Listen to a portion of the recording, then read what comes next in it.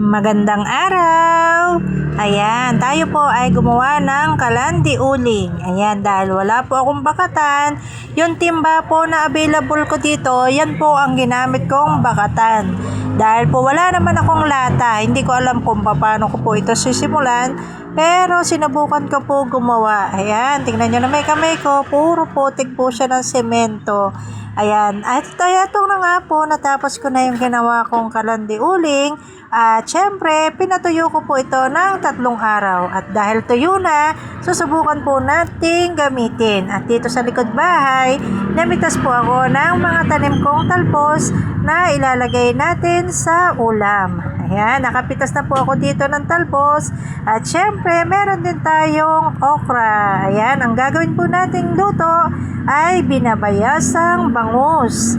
Ayan, nakabili po pala ako ng isang malaking bangus. Yan po ay isisigang ko sa bayabas. At eto na po yung kalan na ginawa po natin. Nilagyan ko na po yan ng apoy at ng uling. Ayan, tingnan po natin kung ano ba ang kalalabasan at kung makakaluto ba tayo. At syempre, dito sa likod ko, pipitas tayo ng bayabas para naman pampanuka natin. O ayan, ang lalaki, di ba mga lalabs?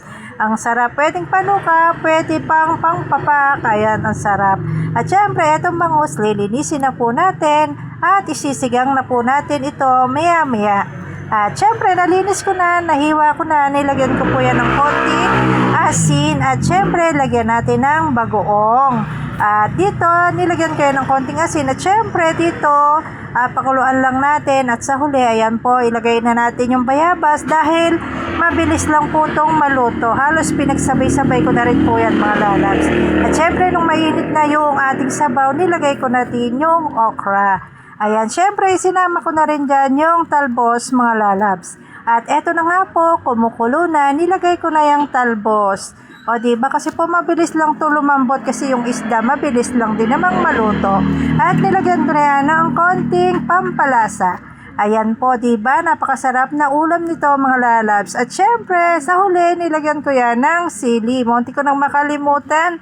Kaya sa huli ko na po yan na ilagay. At syempre, ilang minuto lang, luto na po ang ating masarap na ulam. O diba? Nakatipid po tayo sa gasol, diba? Wag po nating hayaan na yung mga mapagsamantala ay nagbebenta ng mahal. Magtipid po tayo.